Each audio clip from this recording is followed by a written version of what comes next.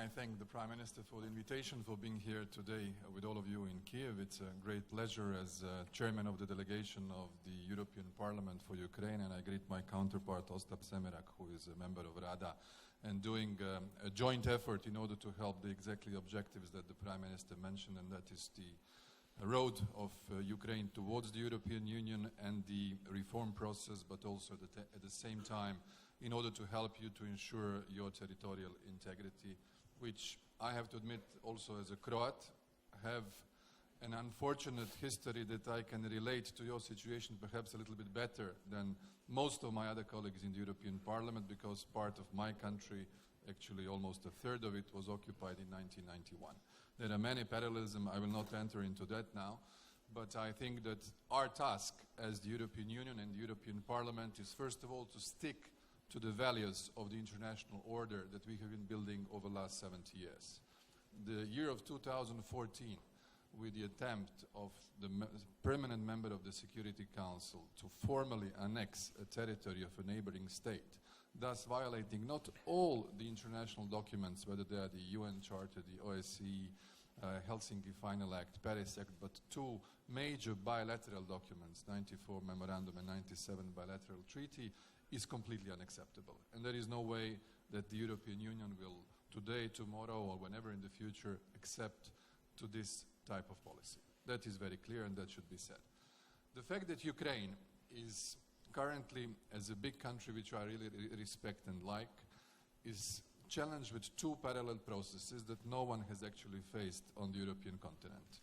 You are defending your country, trying to peacefully reintegrate your territory, and that is where I think a number of international institutions can come in to help you, whether it's the experience of the EU, the OSCE, the Council of Europe, the UN. Unfortunately, not that the decision-making process is easy in all of these fora, but there are experiences and ways that we could help you to have a set of comprehensive measures to implement the Minsk agreement.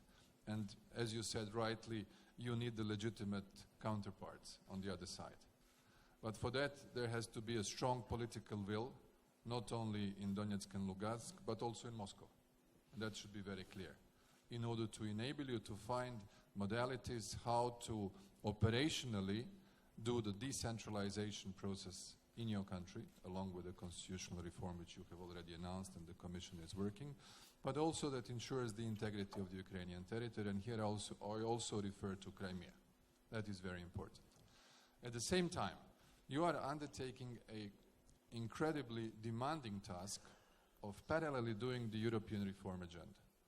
The association agreement was actually parallelly ratified in Rada and the European Parliament in the middle of September, basically in the middle of the most difficult conflict. And that is something unprecedented. That means that the European public, European member states, many of them having completed the internal procedures, some of them still pending, but I think we should encourage them to do that.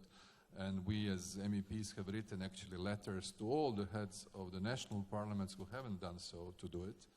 We made an initiative also before the Riga summit to stick to two major elements. One is to the Vilnius language, and that is to acknowledge the aspirations of all the countries included in the Eastern Partnership to be able to continue their European path, and also to stick to the EU-Ukraine summit, which took place only 4 weeks earlier. It would be very unusual to have two events on the same level and to have a different political message. At the same time, we didn't forget the most tangible elements in terms of population, and that is the visa liberalization exercise. We already put it in our parliamentary document in February. It was throughout the resolutions that were adopted in the European Parliament over the last couple of months, and therefore even the more enriched and forthcoming language that was adopted last week in Riga is a good signal. We even have a deadline at the end of the year to see how the progress is doing, because that is the real way how most of the Ukrainians will actually feel what the European Union of 28 members and 507 million people today represents. This is key. So my experience would say only strong Ukraine, stable politically, consensually oriented towards peace and towards Europe, very important, can be a credible partner and a country that can be very much assisted in the key tasks which are currently challenging the leadership of Ukraine. And this is what we want, and this is how we want to help you. Also on decentralization, I would say be a step ahead of any other actors. Be the ones who take the initiative, who propose. It's your country, it's your responsibility. And therefore, all the assistance can be helpful, but it should be done in a manner that is, most of all, convenient to the political will of Ukrainians. Another aspect which is also important is let's say, a longer-term European perspective. The treaty is very clear. Article 49 says any European state may apply for membership. The fact that you have the crisis, you are a victim of aggression, the fact that the general mood in the European Union is far from enthusiasm about enlargement. I have to admit, we as Croatia, as the 28th member, we passed through a needle's eye 2 years ago. And I can sense that even for the neighbors which are from Southeastern Europe, there will be a very demanding exercise ahead of them. But you should continue in that direction. The Commission, the member states, the institutions need to respect the key element which actually was at the heart of the start of the conflict last year, and that is your free will to choose your own direction. If you choose Europe, no one can deny it. And there are many of us who will support you in that exercise.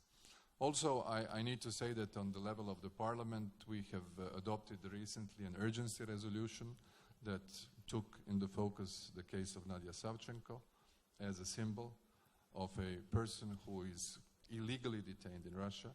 We believe that issues like that, and Prime Minister mentioned the number of casualties, the number of wounded people, the war destruction, the IDPs, the refugees, this is a huge burden for your economy. It influences your public finances.